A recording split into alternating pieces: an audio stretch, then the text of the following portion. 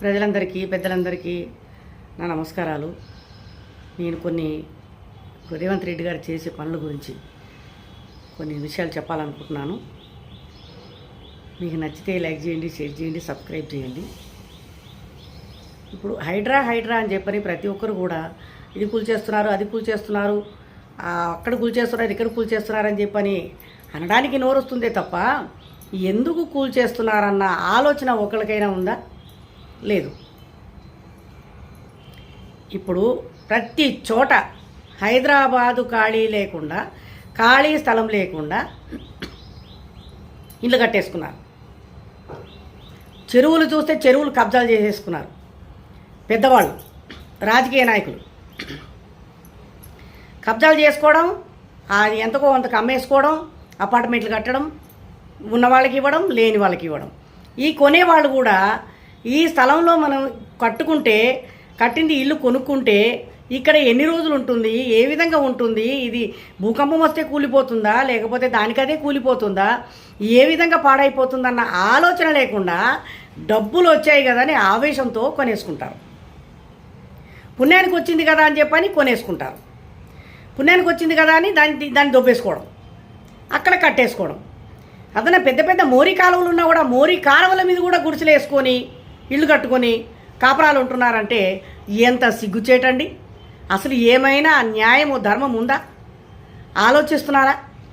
ఏ విధంగా బ్రతకాలి, ఎక్కడ బ్రతకాలి? భూమి మీద మాత్రమే మనం ఇల్లు కట్టుకోవాలి. అది కూడా మనకు అవకాశం ఉంటే, అవకాశం ఇస్తే ఆ భగవంతుడు. అంతేగాని చెరువుల పక్కన పడితే చక్రవాయువుల పక్కన, నాలాల పక్కన పడితే నాలాల పక్కన, ఎక్కడ పడితే ఎక్కడ ఖాళీగా ఉంటే అక్కడ గుండ్లు ఉండని, గుట్టలు ఉండని, రాళ్ళు ఉండని, రప్పలు ఉండని. 30 సంవత్సరాల క్రితం సినీ ఫీల్డ్లో చేస్తున్నప్పుడు బంజారాయిల్స్లో షూటింగులు చేశాము. అసలు ఎన్ని గుట్టలు, ఎన్ని రాళ్ళు, అసలు ఎంత బీభత్సంగా ఉండేది. అసలు ఎటు చూసినా కూడా గుట్టలు, రాళ్ళు, చెట్లు కనపడేవి. ఇప్పుడు 20 అంతస్తులు, 30 అంతస్తులు, 40 అంతస్తులు, 100 అంతస్తులు బిల్డింగ్లు కనబడుతున్నాయి. ఏంటండి ప్రపంచం? ఉండటానికా పోవటానికా?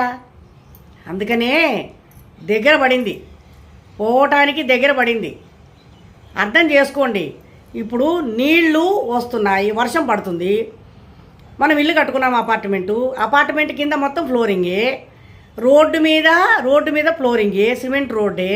చుట్టుపక్కల సందు లేకుండా ఇళ్ళన్నీ కట్టుకున్నారు, సందు లేకుండా రోడ్లు ఉన్నాయి. వర్షం పడింది, నీళ్ళు ఎక్కడ ఇనుకుతాయి?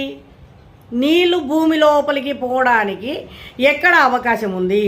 చెరువులు చూస్తే చెరువులు కూడా కబ్జా చేసుకున్నారు. నీళ్ళు ఎక్కడ ఇనుకుతాయి? ఎక్కడికి పోవాలి నీళ్ళు? రోడ్ల మీదకి వస్తున్నాయి. రోడ్ల మీద ట్రాఫిక్లు జాము, మోకాళ్ళలోతు నీళ్ళు, కారు మునిగేంత నీళ్ళు, బస్సులు మునిగేంత నీళ్ళు, టైర్లు మునిగిపోతున్నాయి, మోటార్ సైకిళ్ళు మునిగిపోతున్నాయి. 1 గంట కాదు, 2 గంటలు కాదు, 3 గంటలు కాదు, 4 గంటలు, 5 గంటలు రోడ్ల మీద ట్రాఫిక్ జామ్ అయిపోతుంది. కారణం ఏంటి? సందు లేకుండా ఈ బిల్డింగులు కట్టడాలు, సందు లేకుండా రోడ్లు వేయడాలు, ఈ చెరువులు కబ్జాలు చేసుకోవడాలు. వీటి గురించే కొంచెమన్నా మెదడు పెట్టి ఎవడైనా ఆలోచిస్తున్నారా? ఈ విధంగా ఎందుకు అవుతుంది? హైదరాబాదు ఒక్కటే కాదు, అక్కడ విజయవాడలో కూడా జరిగింది పరిణామం అదే. అక్కడ కూడా గుట్టల మీద ఇల్లు కట్టుకున్నారు. ఏమంటే గుట్టల మీద ఇల్లు కడితే వర్షం పడితే మట్టి కరిగిపోతే ఆ మట్టి మీద ఉన్న రాళ్ళు కూలిపోతే ఇల్లు కూడా కూలిపోతాయి కూడా కదా. ఆ మాత్రం తెలివితేటలు లేవా? రోడ్ల మీద సేమ్ ఇట్లాగే హైదరాబాద్ లాగానే విజయవాడలో కూడా రోడ్లు లేవు. రోడ్లే వేసేసారు. కొంతవరకు పర్వాలేదు, ఇళ్ళు కట్టుకున్నారు. 1 అంతస్తు, 2 అంతస్తులు, 3 అంతస్తులు అపార్ట్మెంట్లు. అక్కడ కూడా నీళ్ళు ఆగమంటే ఆగవా? ముందే అక్కడ గోదావరి, బంగాళాఖాతం తుఫాను వచ్చేసి గోదావరి నిండిపోయి, అక్కడ కాకినాడ సముద్రం నిండిపోయి, ఇక్కడ నెల్లూరు సముద్రం నిండిపోయి, ఇవన్నీ కూడా నీళ్ళు వరద వచ్చి కొట్టుకొని వచ్చి ఇళ్లలోకి రమ్మంటే రావా? ఇళ్ళు మునిగిపోమంటే మునిగిపోవా? ఊర్లు మునిగిపోవా? ఇంక ఈ విధంగా ఉంటే ప్రజలు ఈ విధంగా పుచ్చిపోయారండి ప్రపంచంలో. ఈ విధంగా ఉంటే ఎందుకు సావులు రావు? ఎందుకు వరదలు రావు? ఎందుకు మునిగిపోవు? ఎవరైనా ఆలోచిస్తున్నారా? ఎవరు ఆలోచించరు. డబ్బు ఆవేశం, డబ్బులు కనబడుతున్నాయి. ఇప్పుడు ఏమీ కనబడట్లేదు కంటికి. డబ్బులు బాగా కనబడుతున్నాయి జనాలకి, డబ్బులు బాగా కనబడుతున్నాయి. ఏది సాఫ్ట్వేర్ కంపెనీలు వచ్చాయి కదా, దానివల్ల డబ్బులు కనబడుతున్నాయి. దాని వెనకాల కష్టాలు కూడా కనబడుతున్నాయి. దాని వెనకాల రోగాలు కూడా కనబడుతున్నాయి. అది ఎవరైనా ఆలోచిస్తున్నారా? ఎవరు ఆలోచించట్లేదు. ఎందుకంటే మాకు వచ్చేసే డబ్బులు, మేము ఎంజాయ్ చేస్తున్నాం, మేము ఇల్లు కట్టుకుంటున్నాం, విల్లాలు కట్టుకుంటున్నాం, అపార్ట్మెంట్లు కట్టుకుంటున్నాం. 2000 గజాలు, 2000 ఎసెప్టీలు, 3000 ఎసెప్టీలు, 6000 ఎసెప్టీలు, విల్లాసు. మన ఏమైంది అత్తాపుర ఎక్కడో ఆ మొత్తం విల్లాల్లోకి నీళ్ళు వచ్చేసినాయి. బోలెడని 300 ఇళ్ళట. దేనికండి? 7 కోట్లు, 6 కోట్లు, 8 కోట్లు పెట్టి ఇల్లాలు కట్టుకుంటారు. కానీ లేనివాడికి ఏదైనా సహాయం చేయమన్నా చేయరు. అనాథ ఆశ్రమాలకు సహాయం చేయమన్నా చేయరు. అనాథ పిల్లలకు సహాయం చేయమన్నా చేయరు. మీరు మాత్రం విల్లాలు కట్టుకోవాలి, అపార్ట్మెంట్లు కట్టుకోవాలి, పెద్ద పెద్ద బిల్డింగులు కట్టుకోవాలి, కట్టుకుని వాటిల్లో నివసించాలి, సుఖపడాలి, కార్లలో తిరగాలి. అంతే కదా కోరిక. దేశం ఏమైపోయినా ఏం పర్వాలేదు. కానీ ఇప్పుడు ఆ కష్టం అనేది మీకు దక్కిందిగా, మీకు వచ్చిందిగా, మీరు అనుభవిస్తున్నారుగా. అది భగవంతుడు లేనోడిని లేనట్టు చూస్తే ఉన్నోడిని ఉన్నట్టు చూస్తాడే అని అనుకుంటారు. కానీ లేనోడికి వచ్చే కష్టం ఉన్నోడికి కూడా వస్తుందండి. కారణము భగవంతుడు అందరినీ ఒకేలా పుట్టించాడు. అందరూ మనుషులే, అందరూ మానవులే, అందరూ ప్రాణం పోసుకొని పుట్టిన వాళ్ళే భూమి మీద. కానీ అందరూ ఒకలా ఉండరు. కాకపోతే ఉన్నోడు ఉంటాడు, లేనోడు ఉంటాడు. కానీ గమనించాలి, ఎవరు ఏ విధంగా ఉన్నారు, ఎవరు ఏంటి అని చెప్పి అనేది గమనించాలి. పాపాలు చేయకుండా మంచితనంగా పోతే ఆ భగవంతుడు ఏదో ఒక రకంగా రక్షిస్తాడు, ఏదో ఒక రకంగా కాపాడుతాడు, ఏదో ఒక రకంగా మనకు మంచి జరుగుతుంది. అంతే తప్ప దుర్మార్గానికి పోతే అది వెనకాలే ఉంటుంది. నువ్వు దుర్మార్గానికి ముందు పోయావనుకో, నీ వెనకాల ఇంకొక దుర్మార్గం ఉండే ఉంటుంది. వదిలిపెట్టదు, అది 100% వదిలిపెట్టదు. అందుకనే పాపాలు పండుతాయి, పండకుండా ఉండవు. ఇప్పుడు రేవంత్ రెడ్డిని ఎందుకు గెలిపించాము అని అంటున్నారు. చాలామంది అనుకుంటున్నారు రేవంత్ రెడ్డిని గెలిపించాము ఎందుకు, కాంగ్రెస్ని గెలిపించకుండా ఉంటే బాగుండేది అనుకుంటున్నారు. అంటే హైదరాబాద్లో సందు లేకుండా బిల్డింగ్లు కట్టుకుంటారా? చెరువుల మీద కూడా అపార్ట్మెంట్లు పిల్లర్లు వేసేసి కింద నీళ్లు ఉంటాయి చెరువులోన, మీరు పైన పిల్లర్లు వేసేసి ఇప్పుడు బుద్ధుని విగ్రహం నీళ్ళలో నిలబెట్టినట్టు మీరు కూడా పిల్లర్లు వేసేసి పిల్లర్లు నిలబెట్టేసేసి చెరువుల మీద ఇల్లు కట్టుకోండి. ఇంకా అలాంటప్పుడు హుస్సేన్ సాగర్లో ఎందుకు కట్టరు? హుస్సేన్ సాగర్లో కూడా కట్టండి. హుస్సేన్ సాగర్లో కూడా బుద్ధుని నిలబెట్టినట్టు మీరు కూడా పిల్లర్లు వేసి అపార్ట్మెంట్లు కట్టుకొని హ్యాపీగా అక్కడి నుంచి ఇక్కడికి ఓవర్ బ్రిడ్జిలు వేసుకుంటే, అక్కడ నుంచి ఓవర్ బ్రిడ్జిల మీద నుంచి హుస్సేన్ సాగర్ కట్ట దాటే వెళ్ళిపోతారుగా, నీళ్ళ మీద నుంచి వెళ్ళిపోతారుగా. అంతే. ప్రతి ఒక్కడు ఆలోచించేది ఇదేనండి. దుర్మార్గము బుద్ధులు, దుర్మార్గము ఆలోచనలు. కానీ మంచి పని చేస్తున్నాడు. ఇదొక్క విషయంలో మాత్రము రేవంత్ రెడ్డి గారిని మెచ్చుకోవచ్చు. హైడ్రా అని పెట్టి మొత్తం ఏమీ లేకుండా అసలు చెరువు అంబర్పేటలో చెరువు ఇప్పుడు దాన్ని తిలక్ నగర్ కట్టారు. ఇక్కడ నుంచి అంబర్పేట నుంచి మొదలు పెడితే కోరంటీ హాస్పిటల్ దాకా, నేను చిన్నపిల్లప్పుడు కోరంటీ హాస్పిటల్ దాకా చెరువు కట్ట. అక్కడ ఒక చిన్న గుడి, పెద్ద చెరువు, అందులోనే బట్టలు ఉతుక్కుని కట్ట మీద ఆరేసుకొని తీసుకొచ్చుకునేవాళ్ళం అంబర్పేటలో. నేను అప్పుడు 5 సంవత్సరాల పిల్లని. అలాంటిది అసలు పేరుకు లేకుండా పోయింది. అసలు నామకే వాస్తే కూడా లేదు, చెరువు అన్న మాట లేదు. సాయిబాబా గుడి నల్లకుంట శివం రోడ్లో మొత్తం అదంతా కూడా శ్మశాన వాటికండి. టోటల్గా శ్మశాన వాటిక. అక్కడ ఒక చిన్న చెరువు, ఆ చెరువు లేదు, శ్మశాన వాటిక మొత్తం. సాయిబాబా గుడి కట్టడానికి పునాదులు తవ్వితే దాంట్లో అన్ని మనుషుల ఎముకలు వచ్చాయండి. మా కళ్ళతో చూసాం, ఆ ఎముకలు వచ్చాయి దాంట్లో.